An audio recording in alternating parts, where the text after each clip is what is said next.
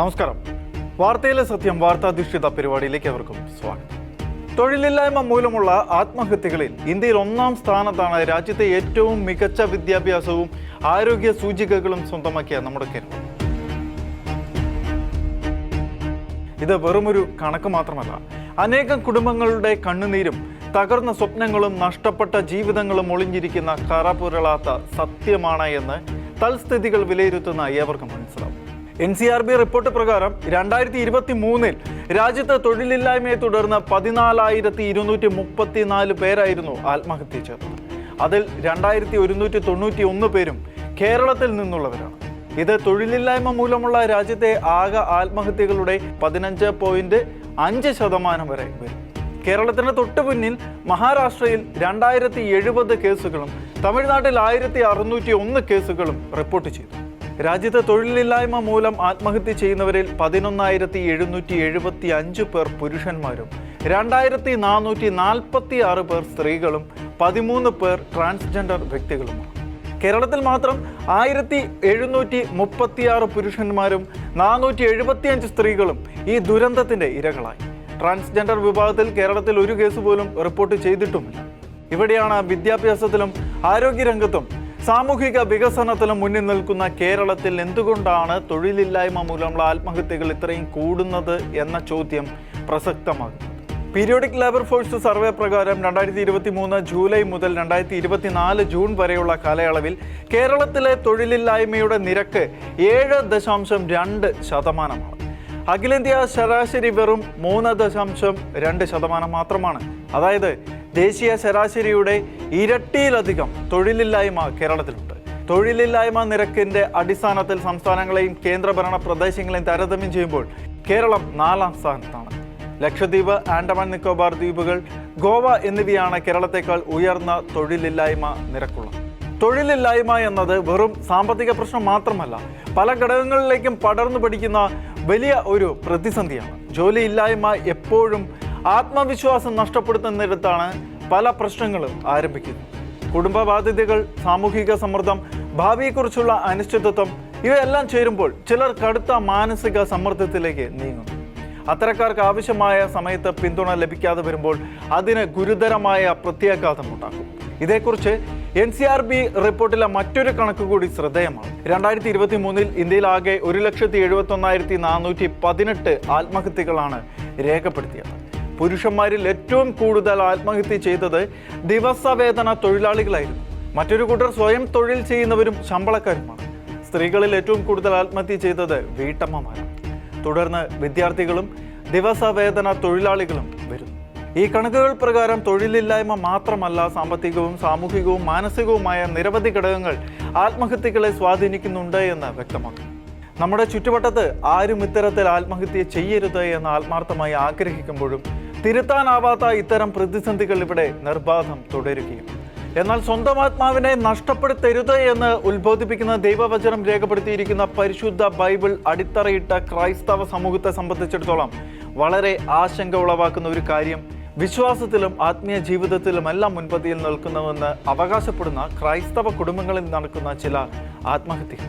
കഴിഞ്ഞ ദിവസം കോട്ടയം ജില്ലയിലെ പാമ്പാടിക്ക് സമീപത്തെ പുരപ്പടയിൽ കടബാധ്യതയും സാമ്പത്തിക പ്രതിസന്ധിയും കാരണം വിഷം കഴിച്ച് ജീവനൊടുക്കാൻ ശ്രമിച്ച ഒരു ക്രൈസ്തവ കുടുംബത്തിലെ മാതാപിതാക്കളും മക്കളും മരണത്തിന് കീഴടങ്ങി. ഇത് ഒറ്റപ്പെട്ട സംഭവമല്ല. തൃശൂർ കുന്നംകുളം പഴഞ്ഞിയിലും ഒരു കുടുംബത്തിലെ 4 പേർ ജീവനൊടുക്കാൻ ശ്രമിച്ചു. അതിൽ അപ്പനും മകളും മരിച്ചു, ഭാര്യയും മകനും ചികിത്സയിലാണ്. ഗൾഫിൽ ജോലി ചെയ്തിരുന്ന പിതാവ് ജോലി നഷ്ടപ്പെട്ടതിനെ തുടർന്ന് നാട്ടിൽ തിരിച്ചെത്തിയ ഉടനെ കുടുംബവുമായി ആത്മഹത്യയ്ക്ക് ശ്രമിക്കുകയായിരുന്നു. കേരളത്തിലെ വിവിധ പ്രദേശങ്ങളിൽ ചില ക്രൈസ്തവ കുടുംബങ്ങളിലും സമാനമായ ദുരന്തങ്ങൾ റിപ്പോർട്ട് ചെയ്യപ്പെട്ടിട്ടുണ്ട്. എന്തുകൊണ്ടാണ് ചില കുടുംബങ്ങൾ ജീവിതം അവസാനിപ്പിക്കുക മാത്രമാണ് വഴിയെന്ന് കരുതുന്നത്? അവരെ അതിലേക്ക് നയിക്കുന്ന ഭൗതിക കാര്യങ്ങളിൽ ആദ്യ കാരണം സാമ്പത്തിക പ്രതിസന്ധി തന്നെയാണ്. കടം വാങ്ങുക എന്നത് എളുപ്പമാണ്. എന്നാൽ തിരിച്ചടവ് മുടങ്ങുമ്പോൾ പലിശയും നിയമ നടപടികളും സാമൂഹിക സമ്മർദ്ദവും ഒരുമിച്ച് വരും. പലർക്കും പ്രശ്നം തുറന്നു പറയാൻ മടിയാണ്. ആളുകൾ എന്തു പറയും? ഈ ഭയമാണ് സഹായം തേടുന്നതിൽ നിന്നും അവരെ പിന്തിരിപ്പിക്കുന്നത്. മറ്റൊരു കാരണം മാനസിക സമ്മർദ്ദമാണ്. നിരന്തരമായ ആശങ്ക, ഉറക്കമില്ലായ്മ, ഭാവിയെക്കുറിച്ചുള്ള ഭയം എന്നിവയെല്ലാം ഒരാളുടെ ചിന്തയെ ബാധിക്കും. അത്തരം സാഹചര്യങ്ങളിൽ താൽക്കാലികമായ പ്രശ്നങ്ങൾ പോലും പരിഹരിക്കാൻ സാധിക്കാത്തവയായി തോന്നും. മൂന്നാമത്തെ കാരണം കുടുംബങ്ങൾ ഒറ്റപ്പെടുന്നത്. മുൻപ് ബന്ധുക്കളും അയൽക്കാരും സഭാ സമൂഹവും കുടുംബങ്ങൾക്ക് താങ്ങായി. ഇന്ന് പലരും സ്വന്തം പ്രശ്നങ്ങൾ മറ്റുള്ളവരിൽ നിന്നും മറച്ചു വെക്കുകയാണ് പതിവ്. പ്രതിസന്ധികളെ അതിജീവിക്കുന്നതാണ് ക്രൈസ്തവ വിശ്വാസം.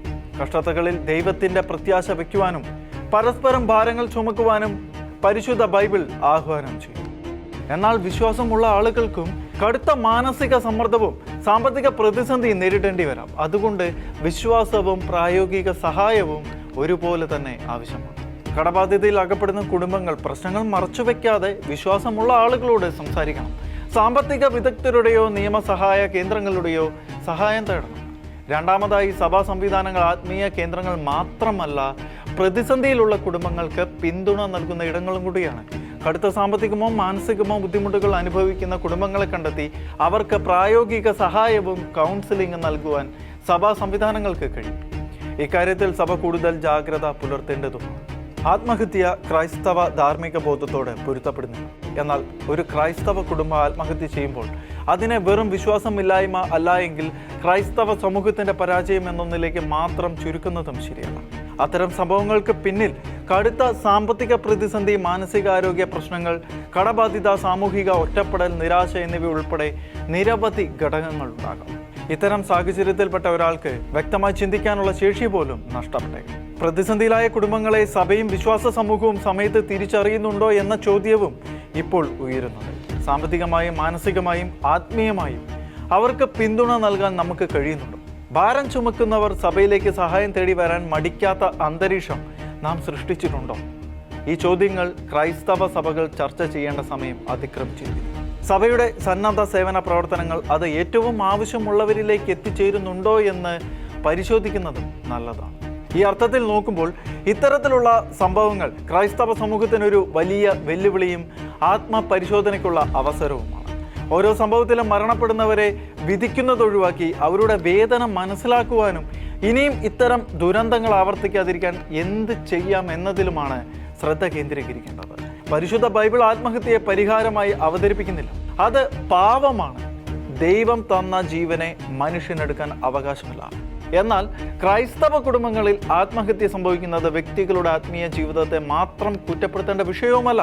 പ്രതിസന്ധിയിലായവരെ താങ്ങി നിർത്തുന്നതിൽ കുടുംബത്തിൻ്റെയും സഭയുടെയും സമൂഹത്തിൻ്റെയും സംവിധാനങ്ങൾ എവിടെയെല്ലാം പര്യാപ്തമായില്ല എന്ന ആത്മപരിശോധനയ്ക്കുള്ള ശക്തമായ വെളി കൂടിയാണ്.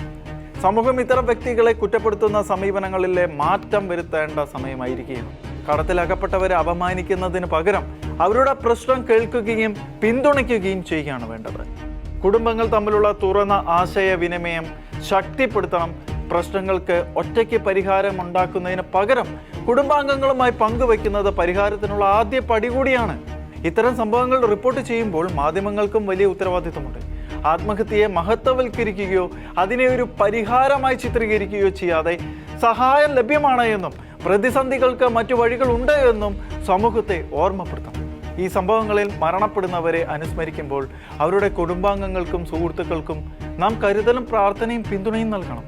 അതുപോലെ ഇത്തരം ദുരന്തങ്ങൾ ഇനിയും ആവർത്തിക്കാതിരിക്കാൻ കുടുംബങ്ങളും സഭകളും സമൂഹവും സർക്കാർ സംവിധാനങ്ങളും ഒരുമിച്ച് പ്രവർത്തിക്കേണ്ടതുണ്ട് എന്നും അത് മനസ്സിലാക്കേണ്ടത് അനിവാര്യമായിരിക്കും. ജീവിതത്തിൽ എത്ര വലിയ പ്രതിസന്ധി വന്നാലും അതിന് പരിഹാരം തേടാനുള്ള വഴികൾ നിലവിലുണ്ട്. സഹായം ചോദിക്കുന്നത് ബലഹീനതയല്ല, അത് ധൈര്യത്തിൻ്റെ അടയാളമാണ്. ഇനി ഒരു കുടുംബവും നിരാശയുടെ ഇരുണ്ട വഴികളിലേക്ക് പോകാതിരിക്കട്ടെ. പ്രത്യാശയും പരസ്പര സഹായവും നമ്മുടെ സമൂഹത്തിൻ്റെ അടയാളമാണ്. അതുകൊണ്ട് തന്നെ NCRBയുടെ മേൽപ്പറഞ്ഞ റിപ്പോർട്ടിനെ വെറും അക്കങ്ങളായി കാണാൻ കഴിയില്ല. തൊഴിൽ സൃഷ്ടി, യുവാക്കൾക്ക് മികച്ച തൊഴിലവസരങ്ങൾ, നൈപുണ്യ വികസനം, സംരംഭകത്വ പ്രോത്സാഹനം, അതോടൊപ്പം എളുപ്പത്തിൽ ലഭ്യമാകുന്ന മാനസികാരോഗ്യ സേവനങ്ങൾ എന്നിവയെല്ലാം ശക്തിപ്പെടുത്തേണ്ടതിൻ്റെ ആവശ്യകതയാണ് ഈ റിപ്പോർട്ട് വീണ്ടും നമ്മെ ഓർമ്മിപ്പിക്കുന്നത്.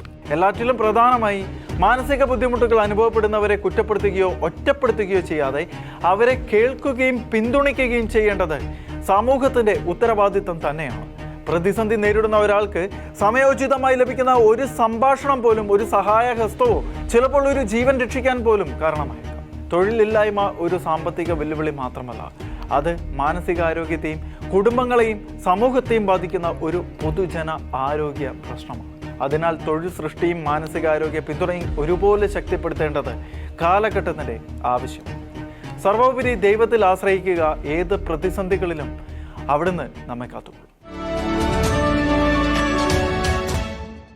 ലോകം ഇന്ന് നേരിടുന്ന ഏറ്റവും വലിയ വെല്ലുവിളികളിൽ ഒന്നാണ് കാലാവസ്ഥാ വ്യതിയാനം. ഇതിനി ശാസ്ത്രജ്ഞരുടെ പഠന വിഷയം മാത്രമല്ല, ഓരോ മനുഷ്യന്റെയും ജീവിതത്തെ ബാധിക്കുന്ന യാഥാർത്ഥ്യമാണ്. ഒരു കാലത്ത് നൂറ്റാണ്ടിലൊരിക്കൽ മാത്രം സംഭവിച്ചിരുന്ന അതിതീവ്ര ചൂട്, പ്രളയം, കാട്ടുതീ, വരൾച്ച, കൊടുങ്കാറ്റ് തുടങ്ങിയ ദുരന്തങ്ങൾ ഇന്നും വർഷം തോറും ആവർത്തിക്കുകയാണ്.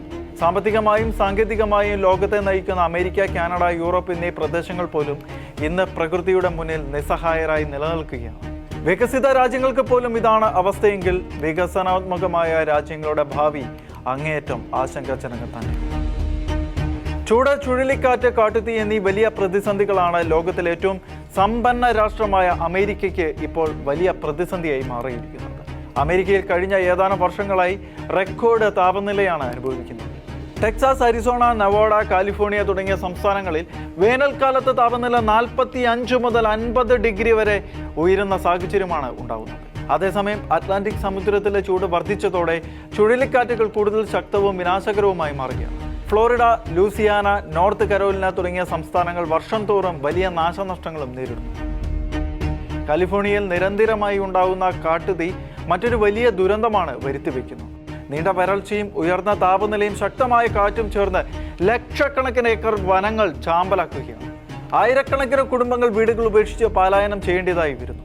അമേരിക്കയുടെ തൊട്ടടുത്തുള്ള കാനഡയിലും വലിയ തീപിടുത്തങ്ങളും ഉയർന്ന താപനിലയുമാണ് രേഖപ്പെടുത്തുന്നത്.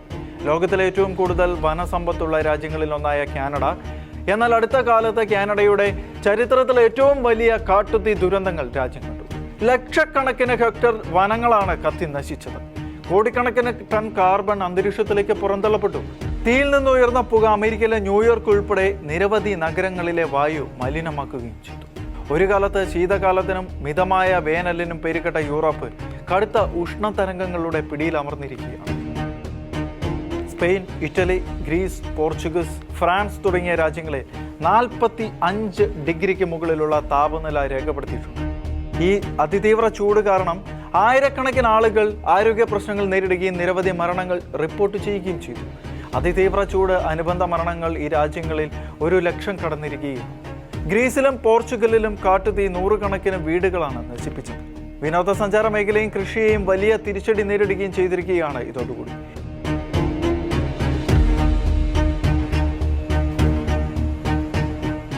അതേസമയം ജർമ്മനി, ബെൽജിയം തുടങ്ങിയ രാജ്യങ്ങളിൽ ശക്തമായ മഴയും വെള്ളപ്പൊക്കവും വ്യാപകമായ നാശം വിധിക്കുകയാണ്.